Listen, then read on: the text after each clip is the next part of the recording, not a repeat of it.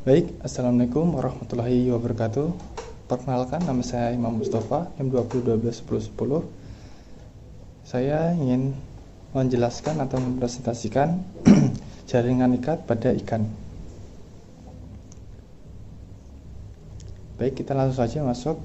Jaringan ikat pada ikan. Jaringan ikat pada ikan adalah jaringan yang memiliki fungsi untuk mengikat serta menyongkong bagian jaringan yang lain. Penyusun jaringan ikat adalah sel yang tersusun dalam suatu matris struktural dan tersusun menyebar. Matris tersebut biasanya merupakan cairan benda kenyal seperti agar dan padat.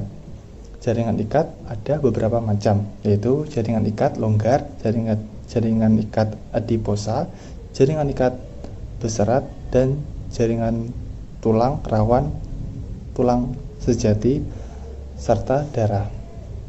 Nah, kemudian jaringan ikat tersusun atas 3 jenis serat, yaitu serat tersebut adalah serat kolagen, serat elatis, dan serat retikuler. Serta kolagen terbentuk dari protein dan memiliki sifat lentur. Nah, meskipun memiliki sifat lentur, tetapi serat ini sulit diregangkan, serta kolagen memiliki warna putih dan beberapa dalam jenis elatis yang berwarna kuning. Nah, serat ini memiliki sifat tahan terhadap panas, terhadap dingin, serta enzim pencernaan. Serat retikuler merupakan serat ketiga yang menjadi susunan jaringan ikat. Nah, serat jenis ini berbentuk kecil serta bercabang-cabang membentuk struktur retikulum. Jaringan ikat longgar adalah jaringan ikat yang paling banyak terdapat di dalam tubuh hewan bertulang belakang. Nah, untuk fungsi jaringan ikat longgar yang banyak ditemui adalah sebagai pengikat antara jaringan epitel dengan jaringan yang terletak di bagian bawah jaringan epitel.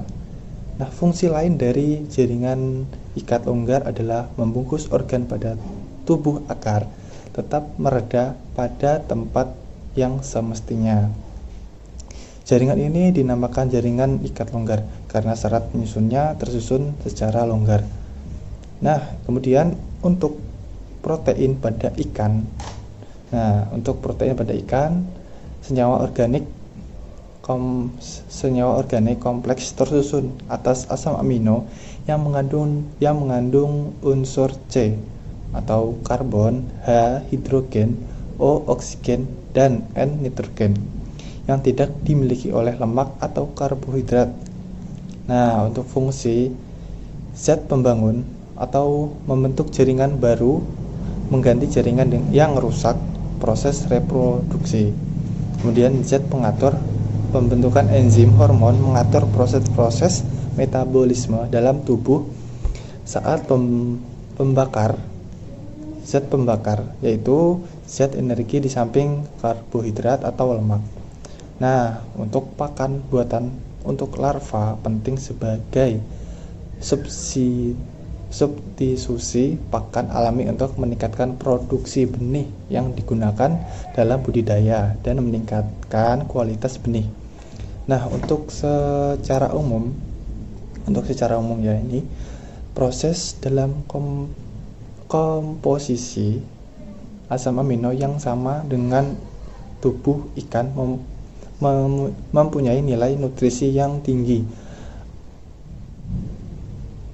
Pembuatan pakan dapat diformulasi dari beberapa sumber protein untuk menutrisi komposisi asam amino yang sesuai dengan asam amino tubuh ikan. Nah, untuk asam amino esensial sangat dibutuhkan oleh ikan. Kenapa? Karena dalam pertumbuhannya tidak dapat dibentuk atau disintesis oleh ikan.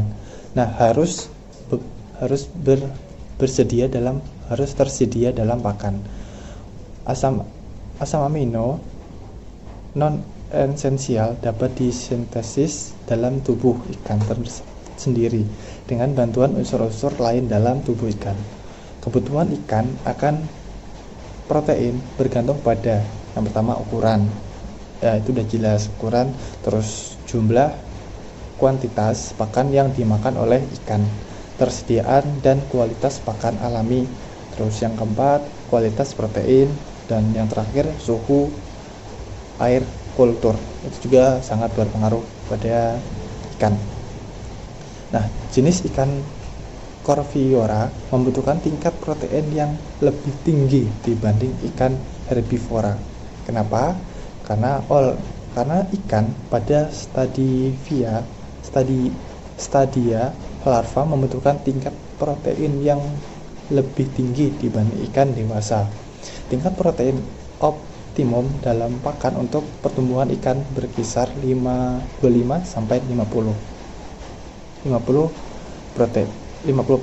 tingkat protein untuk lebih tinggi dari berat kering. Untuk pertumbuhan yang optimal, keseimbangan protein dalam formalisasi pakan karena berperan besar dalam survival pertumbuhan serta ketahanan tubuh ikan, terutama pada stadia larva. Protein dapat diklasifikasikan pelonggaran berdasarkan bentuk struktur 3 dimensi serta penggolongannya lainnya. Berdasarkan bentuk, protein dibagi menjadi 2 golongan, yaitu protein globular dan protein serbut. Protein globular adalah protein yang rantai-rantainya polipeptidanya berlipat rapat-rapat menjadi bentuk globular atau bulat yang padat atau berbentuk bola. Jenis protein ini biasanya larut dalam sistem larutan atau air dan segera didifusi dan mempunyai fungsi gerak atau dinamik. Beberapa contoh dari protein globular antara lain adalah enzim protein transport pada darah, hormon protein, dan serum darah, antibodi, protein penyimpanan nutrisi. Protein serabut adalah protein yang tidak larut dalam air dan merupakan molekul serabut panjang dengan rantai polipeptida yang memanjang pada suatu sumbu dan tidak berlipat menjadi globular. Protein globular ini terjadi dari suatu rantai panjang polipeptida. Nah, protein ini biasanya memberikan peranan struktural atau pelindung. Beberapa contoh protein serabut antara lain kolagen yang ditemukan dalam tulang rawan, terus pembuluh darah, matriks tulang, urat daging, sirip dan kulit, elatis, ikatan sendi, dan kreatinis, di mana protein jenis ini bersifat melindungi seperti kulit. Metabolisme asam amino. Metabolisme asam amino meliputi sintesis dan pemecahan protein. Protein dalam pakan pertama kali diencer di dalam lambung, dan asam amino atau asam klorida yang terdapat dalam lambung akan memberikan peptidum alam yang dapat mengaktifasi pepsin dan renin untuk membantu pengenceran protein. Pepsin mencegah protein dalam gugus yang lebih sederhana yang prostesi akan mencegah terjadinya asam amino. Protein kemudian diserap ke dalam usus dalam bentuk asam amino.